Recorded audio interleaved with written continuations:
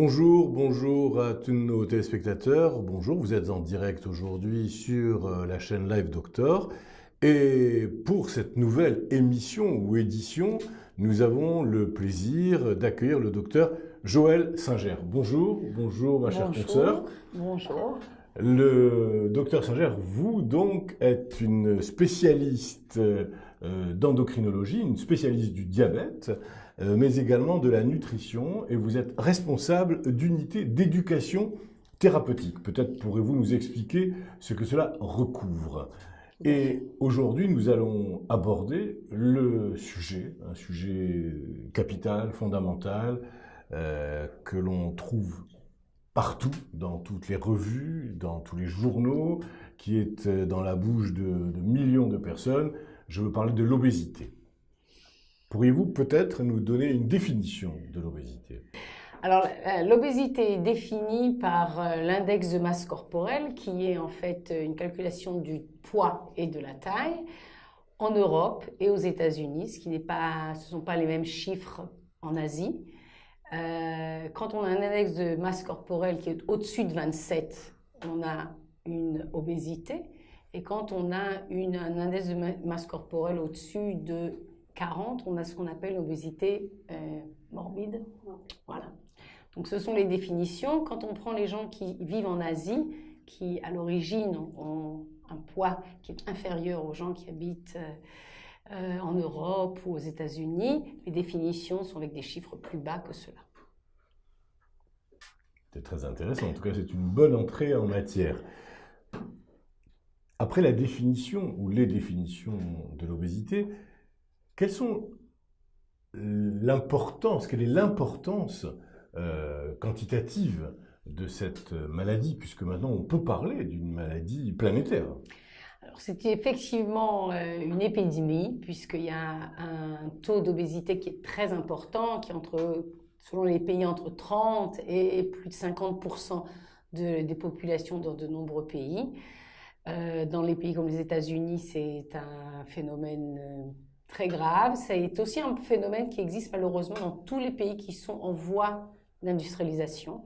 Et donc même dans les pays qui étaient à l'origine des pays sans obésité, comme en Afrique ou comme en Inde, on commence à voir des taux d'obésité qui sont importants.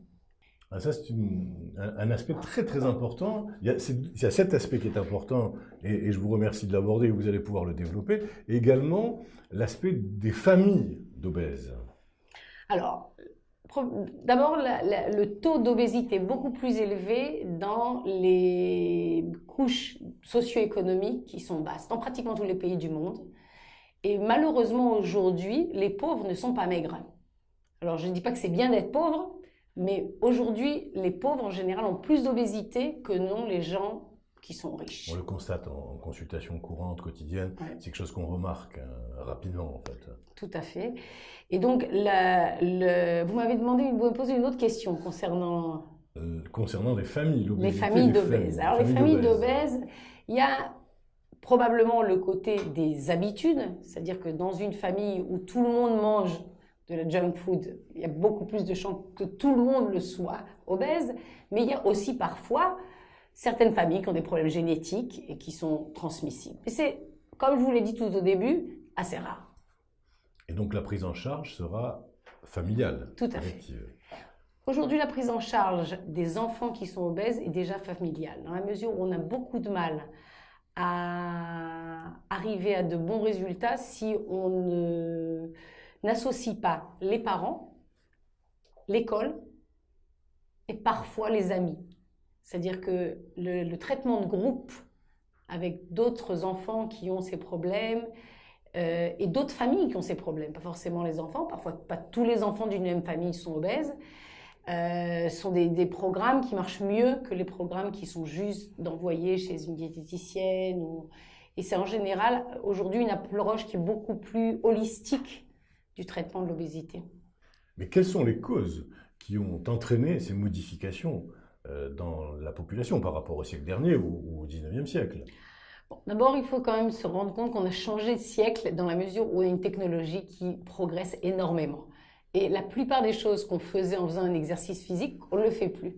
C'est-à-dire que la plupart des choses qu'on fait, on peut les faire avec notre téléphone en appuyant avec un doigt. Et on n'a plus besoin de se déplacer pour faire nos courses, plus besoin de se déplacer pour téléphoner, ni pour faire des messages. C'est une grosse partie des causes de l'obésité, mais il y a une étude qui montre, par rapport aux États-Unis, qu'il y a aussi une augmentation de la consommation de calories. Il n'y a pas seulement une baisse de l'exercice physique qui est liée à la mode. Ça veut dire qu'avant, on allait chercher l'eau au puits, où Voilà. le chasseur devait aller chasser sa proie, et l'alimentation a été différente, tandis qu'aujourd'hui, et c'est ce que tu es en train de dire, que en plus, l'alimentation s'est modifiée, a changé. Elle a changé dans sa qualité et dans sa disponibilité. Il est plus facile de commander maintenant un hamburger, une pizza en restant chez soi sur son canapé que ça ne l'était il y a 100 ans ou 150 ans. Donc il y a une grande disponibilité, il y a beaucoup de nourriture qui est déjà prête, les gens cuisinent moins au jour le jour. Toutes ces choses-là sont des choses qui en fait promeuvent l'obésité dans pratiquement tous les pays, même dans les pays très traditionnalistes où à l'époque tous les repas étaient pris en famille, étaient préparés, etc. Y a-t-il des causes profondes ou des causes moins importantes à l'apparition de l'obésité? Alors, les causes, il y a des maladies qui peuvent causer l'obésité, certaines maladies endocriniennes qui causent l'obésité, il y a l'acromégalie, la maladie de Cushing, un petit peu l'hypothyroïdie, bien que la plupart du temps, les gens qui ont une hypothyroïdie n'ont pas une vraie obésité, ils prennent quelques kilos, mais pas beaucoup plus que ça. Mais la majorité des gens qui ont une obésité n'ont pas de maladie endocrinienne ou de maladie quelle que soit, en général. Quand on parle de majorité, on est dans des chiffres élevés, on est dans 80%. Il y a beaucoup plus que 80% des obèses qui n'ont pas une cause endocrinienne ou autre de leur obésité. Il y a très peu de causes aussi qui sont des causes de maladies génétiques. C'est excessivement rare, ça existe, mais c'est très très rare. Mais il faut y penser, bien voilà, sûr. donc il faut y penser de temps en temps. Donc vous nous avez présenté les causes médicales, si j'ose dire, de l'obésité, mais il y a des causes qui sont liées à la pratique alimentaire, et ce sont les plus importantes. Tout à fait. Alors la pratique alimentaire, on peut essayer de séparer les choses dans le fait qu'il y a une disruption de la cellule familiale, et les gens, il y a plus de femmes qui travaillent, il y a plus d'hommes qui travaillent aussi, pas que des femmes, il y a moins de repas qui sont pris ensemble. Donc on a une tendance à manger un peu à toutes les heures de la journée, sans que ce soit vraiment programmé. Et la deuxième chose, c'est qu'on peut acheter et manger de la junk food avec beaucoup de facilité. Et ce genre de nourriture a un taux calorique très élevé en général.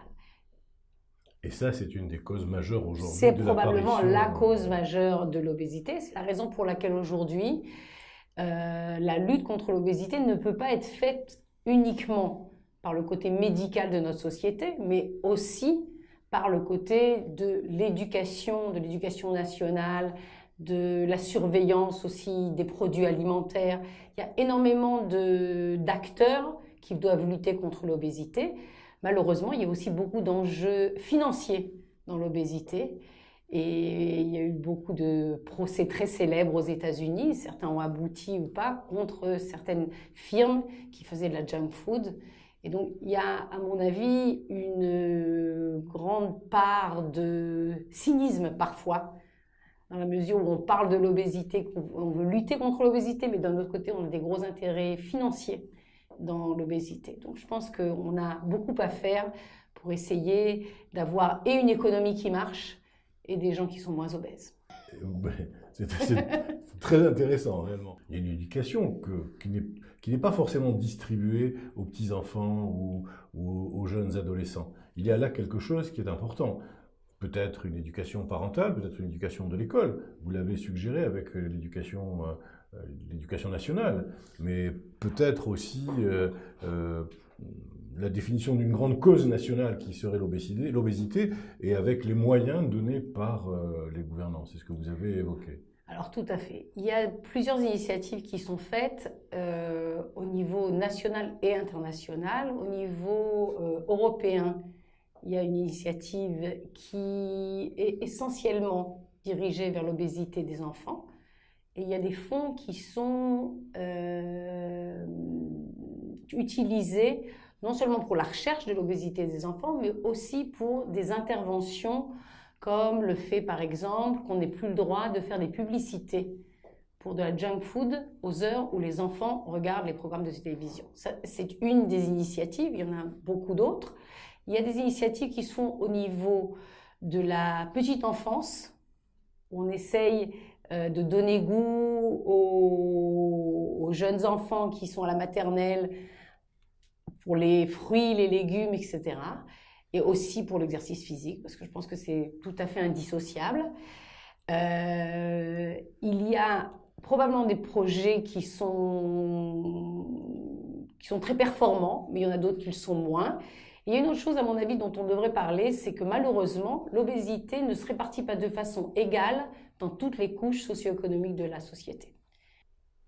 Après cette brillante présentation sur l'obésité, il nous manque un élément pour avoir un tableau complet. Quelles sont les conséquences de l'obésité sur la population et sur les patients que vous rencontrez quotidiennement? Alors, les conséquences sont en général de deux ordres. Il y a ce qu'on appelle les conséquences métaboliques, c'est-à-dire qu'on peut avoir un diabète, une hypertension, on peut avoir des lipides ou des matières grasses qui sont élevées dans notre sang, disons. Et les autres conséquences sont des conséquences qui sont musculo-squelettales, c'est-à-dire qu'on peut avoir des problèmes dans nos articulations, on peut avoir des douleurs. Il y a aussi des conséquences qui sont comme des nuisances du sommeil. Il y a des gens qui, dû à leur obésité, n'arrivent pas à dormir ou à arriver à un sommeil qui est profond. Et ce type de maladie, c'est-à-dire ce qu'on appelle ces apnées du sommeil, ont des conséquences métaboliques. Donc il y a parfois en fait un cercle vicieux, c'est-à-dire que parfois les gens, à cause de leur obésité, ne peuvent pas bien dormir, ça augmente les hormones de stress et de façon secondaire à ceci, on a des problèmes métaboliques. C'est d'ailleurs aussi une cause, malheureusement, cette apnée du sommeil, d'accidents de la route, par exemple. Donc l'apnée du sommeil, ce n'est pas toujours quelque chose qu'on associe à l'obésité, mais malheureusement, c'est assez fréquent et c'est quelque chose qui devrait être traité pour essayer d'éviter ces conséquences qui sont parfois graves.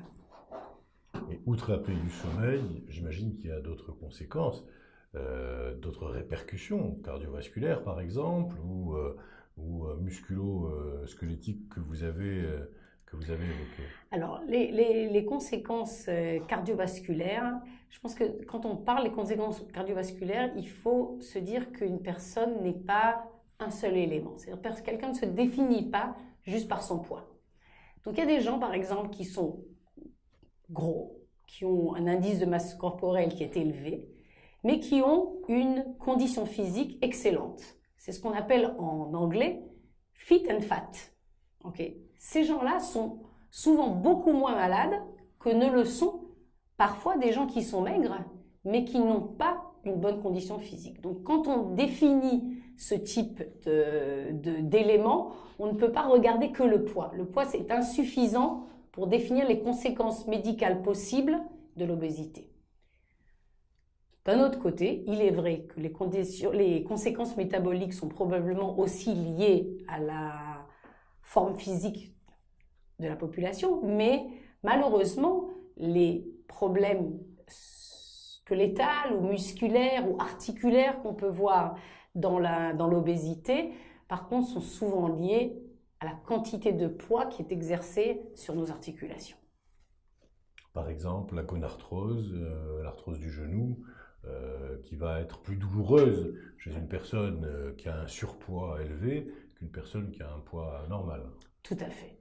Mais si on en vient au traitement, je dois quand même dire que parfois, il y a des gens qui ont des problèmes d'articulation, qui sont des problèmes dégénératifs de l'âge, et qui ne sont pas toujours liés à l'obésité. Quel est le traitement, la prise en charge de l'obésité? Qu'est-ce que vous proposez aujourd'hui à vos patients? Alors, la prise en charge de l'obésité devrait être faite avec une équipe qui s'occupe de tous les aspects de l'obésité. Le côté psychologique, le côté du comportement alimentaire, le côté de l'exercice physique. L'idée que les gens ont d'eux-mêmes. Parfois, il y a des gens qui pensent que c'est très bien d'être gros. Alors, ça paraît très bizarre aujourd'hui dans une société où il y a beaucoup d'anorexiques. Mais je vais vous donner un exemple malheureusement assez triste, mais on s'est aperçu qu'une partie pas si infime que ça de femmes obèses ont été des femmes qui ont eu un viol, une attaque sexuelle et qui en fait ont décidé d'avoir un corps qui les cache. Donc parfois les causes de l'obésité sont multiples. C'est la raison pour laquelle on a besoin d'une approche qui soit multiprofessionnelle pour d'abord trouver toutes les causes et essayer d'avoir aussi toutes les ressources possibles. Donc je pense qu'on ne peut pas associer le surpoids juste à la nutrition. On doit se rendre compte qu'il y a d'autres éléments qui sont liés à l'obésité. Donc en fait, vous préconisez une approche pluridisciplinaire du traitement et de la prise en charge du patient obèse. Tout à fait. La prise en charge doit être multidisciplinaire, mais malheureusement, le nombre de centres qui s'occupent de l'obésité par rapport à la quantité de gens qui ont une obésité n'est pas immense. Et en fait, très souvent, on a des individus qui s'occupent de l'obésité, mais on a très peu de centres qui s'occupent justement de façon multidisciplinaire de cette maladie qui a besoin d'un traitement par beaucoup de personnes, d'une équipe qui est assez large en fait. Alors quels sont ces traitements? Alors les traitements peuvent être des traitements psychologiques. Ils peuvent être aussi des traitements nutritionnels. Ils peuvent être des traitements chirurgicaux. Il y a énormément de diètes qui sont publiées. Et malheureusement, je ne suis pas sûre que toutes les diètes qui sont publiées ont le même effet. Et malheureusement, il y a une inflation de régimes actuellement. Tout à fait. Alors, les propositions de régimes. Tout à fait. Il y a énormément de régimes. Quand on regarde le côté scientifique des régimes, ce qui n'est peut-être pas ce qu'on regarde tous les jours quand on lit un magazine ou autre chose, mais dans le côté scientifique des régimes, malheureusement, il y a très peu de régimes qui marchent. Donc, ce côté-là est très pessimiste. Par contre, les traitements de groupe, qui peuvent être avec des professionnels ou sans professionnels, sont souvent des traitements qui sont plus efficaces. Par exemple, il y a ce qu'on appelle les obèses anonymes, je ne sais pas si c'est exactement le terme, c'est la traduction de Obese Anonymous en anglais qui existe, qui est en fait, ce sont des groupes de gens qui ont un surpoids et qui se rencontrent et qui utilisent une certaine technique, qui était une technique qui a été utilisée pour les gens qui avaient des problèmes avec l'alcool. Oui, ce sont des techniques autour de l'addiction. Le comportement de l'addiction, addictif. Et qui peuvent en fait aider les gens qui ont des problèmes d'obésité. Dans les régimes, je pense que de mon côté, du côté médical, je pense qu'aujourd'hui, les régimes qui ont peut-être l'effet le plus positif sont les régimes qui sont associés à ce qu'on appelle la diète méditerranéenne. Alors, l'avantage de la diète méditerranéenne... Le régime méditerranéen, oui. Voilà, le régime méditerranéen. Plus connu sous ce nom. Tout à fait. Le régime méditerranéen est un régime qui a des conséquences positives quant aux complications cardiovasculaires de l'obésité. Ce qui n'est pas le cas de tous les régimes amaigrissants. Donc, je pense que quand on a une vue médicale de l'obésité, ce qui est mon cas, on doit s'intéresser à la qualité médicale des régimes que l'on propose. Donc ce régime méditerranéen, ou également régime crétois d'ailleurs, oui. Est un régime qui va allier un certain nombre d'aliments et puis aussi une manière de vivre, c'est ça? Tout à fait. Au grand air. Alors ces aliments sont lesquels rapidement, si vous pouvez nous en citer quelques-uns? Les légumineux, ce qu'on mange beaucoup moins qu'on mangeait auparavant, les fruits et les légumes, un certain type de graisse, c'est-à-dire l'huile d'olive, plus que les olives, un peu de poisson, un petit peu d'alcool, mais pas trop, surtout du vin, et relativement beaucoup d'exercice. Et peu de viande aussi. Et peu de viande. Une viande blanche, très peu de viande. viande. Très peu de viande. Et en fait, c'est vrai que quand on va en Grèce ou en Crète, par exemple, on est surpris agréablement par le nombre de personnes âgées qui sont assises dans des terrasses de café. C'est quelque chose qui m'avait en tout cas assez impressionné. Malheureusement, en Grèce, ce sont essentiellement les gens âgés qui sont comme ça et minces. Malheureusement, en Grèce, on subit, comme dans tous les autres pays d'Europe, l'industrialisation et le changement de nourriture. Et je ne pense pas que les Grecs soient ceux qui mangent le plus le régime crétois. Et vous aviez également évoqué la chirurgie.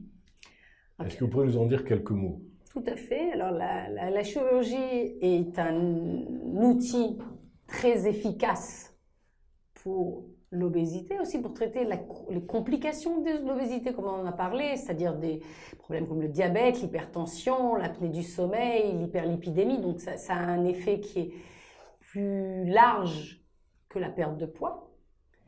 Il y a plusieurs types de chirurgie. Certaines causent une sorte de malnutrition, d'une certaine manière, puisqu'on change un petit peu l'équilibre de l'estomac, de l'intestin, et donc ça permet une diminution de l'absorption des calories. Il y a d'autres chirurgies qui sont des chirurgies qui sont uniquement restrictives au niveau de l'estomac. Il y a plusieurs types de chirurgie, mais je pense que ce dont on doit être conscient, c'est que la chirurgie n'est qu'un outil. Ce n'est pas la panacée universelle, malheureusement. C'est-à-dire que les gens qui ont une chirurgie bariatrique, c'est le nom de ce type de chirurgie, ne seront pas toujours minces jusqu'à la fin de leur jour. Si, en même temps, on n'a pas une approche justement multidisciplinaire et on n'arrive pas à changer les habitudes des patients qui ont ces problèmes de surpoids. Nous arrivons au terme de cet exposé magistral sur l'obésité. Je voulais vous remercier, Dr Singer, vous dire que j'ai été passionné en tant que médecin de tout ce que j'ai pu apprendre ce soir, et je suis sûr que tous les auditeurs, téléspectateurs de Live Docteur ont également apprécié votre talent pédagogique, votre sourire également, et puis nous repartons avec plein d'informations. Merci à vous. Merci à vous. À bientôt.